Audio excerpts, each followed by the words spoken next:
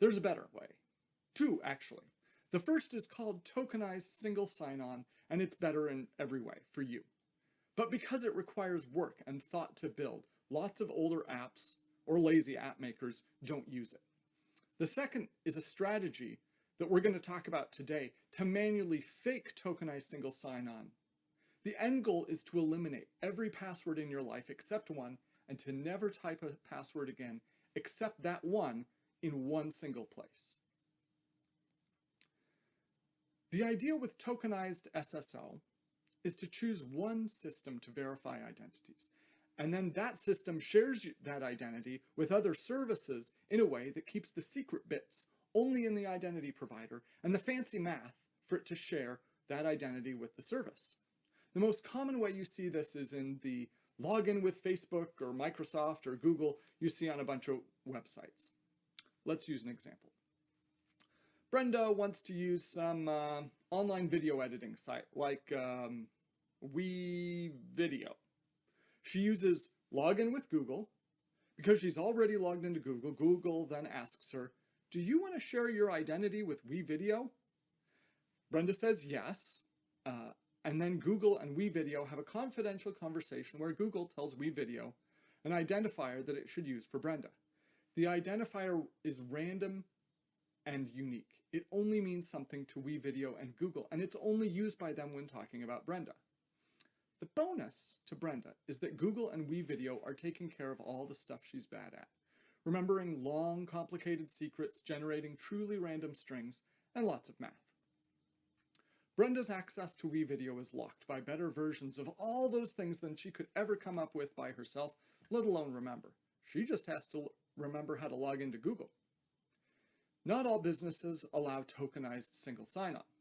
Luckily, we can use password managers to cover their failure. Now, let's say Brenda wants to sign up for a new Chase Visa card, but Chase does not have a login with Google option because reasons.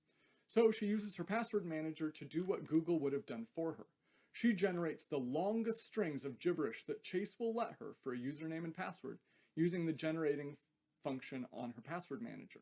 And then she tells the password manager to remember it for her when she's logging into Chase. Now, whenever she needs to log into Chase to see her balance, the password manager auto-fills her secrets. It's doing the job that Google would have done. While it isn't quite as tight as if Google and Chase were using true SSO, it's about 80% of the way there. Brenda gets the most value out of this strategy when she doesn't type in any more passwords. This is especially true of phishing. One of the most common kinds of phishing is credential harvesting. Someone sends you a tricky email that looks like it's from some business you trust. When you click the link, it sends you to a copy of their login page, except your username and password are just sent to the criminal.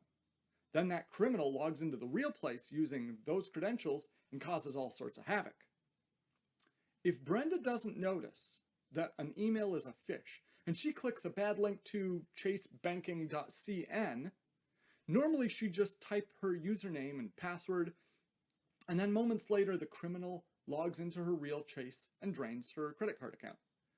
Let's follow the same scenario if Brenda is following our no typing password strategy. Brenda gets a sneaky email, clicks it, and sees a fake login at chasebanking.cn. But her password manager doesn't fill in the Chase login secrets because it's a computer. It's real good at knowing the difference between the real Chase website and fake ones. She's gonna have to go looking for Chase and try to figure out why it's not filling in. And she can't type it because it's gibberish. She never learned it in the first place. That extra brokenness and weirdness and annoyance will really increase her odds that she notices that the email and the website are fake. She wins. We recommend to most people to use SSO when it's available. One minor exception is when sketchy websites will ask for way too much information in the SSO. They'll say, oh, we need your email address and we need your identity, and also we need access to every email you've ever sent, but it's really just like WeVideo or something, and all it should need is your email. Stick with one default one. Microsoft and Google are the best common options. Store the login info for your SSO identity provider in your password manager. just like you would for your bank, using the same strategy of random gibberish as everywhere else. Your single password is used to gain access to your password manager and maybe the laptop you use for business. This password will be 4 random words that you generate yourself. I'll put a link in the description, or you can just Google passphrase generator. Click the button until you find 4 words that you can remember. That's your new password. Write it down, put it in your safe deposit box. At this time, I only recommend 2 password managers. If you're using this strategy, don't muck around with anything other than the best. You want top shelf product here because you're going to put your life in it. 1Password is the best, well-known, well-tested, trusted option. It's like $1 a month or $4 a month or something like that. Bitwarden is rapidly growing in popularity in the community of super technical security nerds. So I trust it. Both are super easy to use. 1Password costs some money but has great options for teams and making sure everyone at your business is doing a decent job of this. I used to recommend LastPass, but they've had some leadership changes and got bought, and I'm not as confident they will continue to have a tight product. I do not recommend any other choices at this time, especially the built-in options from Google, Apple, and Microsoft. When you start with this strategy, you'll probably have a lot of logins using your old bad password management strategy. That's fine. Just tell your password manager to remember them all as you use them, then gradually change your password for each to a new randomly generated string of gibberish. Just do some every day.